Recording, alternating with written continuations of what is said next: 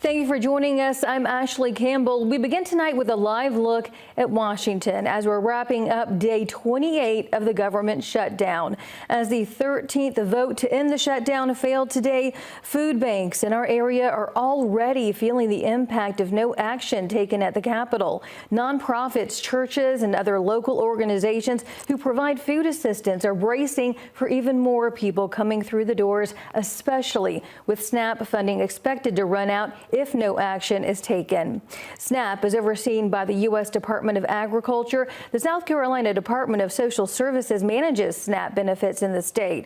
It says more than 26,000 households in the state could be impacted as the federally funded benefits are set to run out, and that includes Aiken County. Veterans, families, and neighbors in your community are going to be looking for ways to put food on the table. So how can you help, and what resources are available to try and fill that gap in Aiken? Your Ethan Hunter joining us now live in the studio on your side tonight with those answers. Ethan?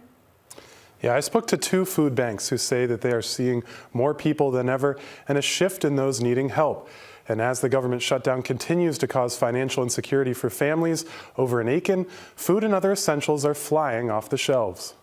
The Salvation Army of Aiken feeds 150 families a month from the food on these shelves. 6 months ago, this entire shelf was filled with food. A year ago, that number was only around 30. What you can see is we are getting to the bare minimum. This is actually all of the meat that we have left. An increased need means more food leaves the shelves faster than they can replace it. Captain Michael Good says that pace is about to get worse. An immense amount of calls from concerned families, elderly individuals in our community that are afraid of what will happen come this time next week when they do not receive assistance for food. The government says SNAP benefits will no longer receive federal funding after November 1st. Around 95% of those that come to us for food assistance are receiving government assistance of some kind. But without that, we are expecting for these numbers to truly double in the days ahead if there's not a solution to this. Just down Lawrence Street, Axe of Aiken is also feeling the strain. We're already being booked up through the end of next week in our food appointments. Logan sees a lot of people through his doors needing more than just food. It's multifaceted. We expect the increase in medical assistance, prescription assistance, utility assistance. Essentials becoming decisions for many. We don't want people to choose between paying their light bill and putting food on the table for their children. The amount of new faces and new clientele that we're seeing is astronomical. As more people face tough times without services they rely on. Individuals who a year ago or 2 years ago would have been donating or giving to the Salvation Army, and now they find themselves needing to be supported by us.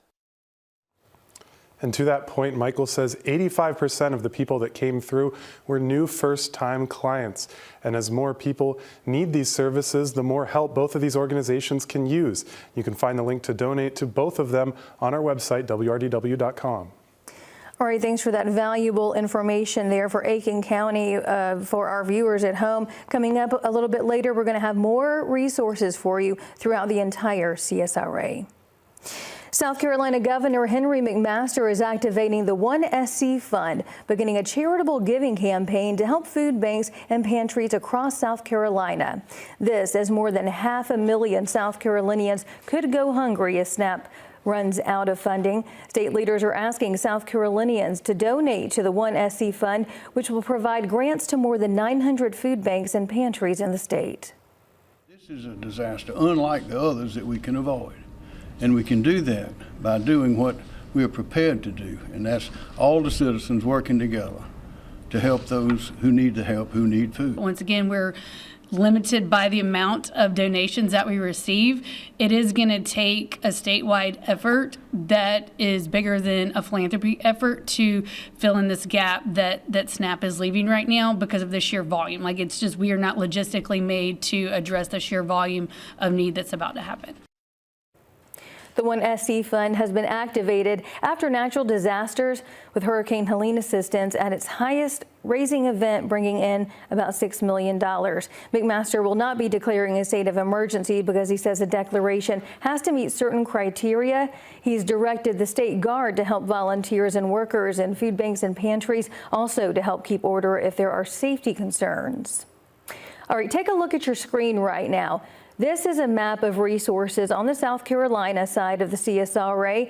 For example, there's Community Ministry of North Augusta and Belvedere. Also, the Salvation Army of Aiken, who we just heard from, on Gale Avenue. And you can see more locations right there highlighted on the map.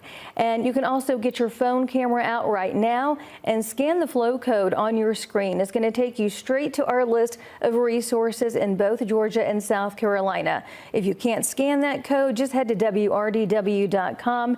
In Georgia, there is Golden Harvest Food Bank, along with the Salvation Army Center of Hope and local YMCAs, just to name a few. As 13% of Georgians rely on SNAP benefits, Georgia Governor Brian Kemp's office says state dollars cannot be used to fund federal programs. So now Democratic lawmakers are calling on Kemp to bring back lawmakers so they can work on the state's budget and dip into Georgia's roughly $14 billion reserve fund.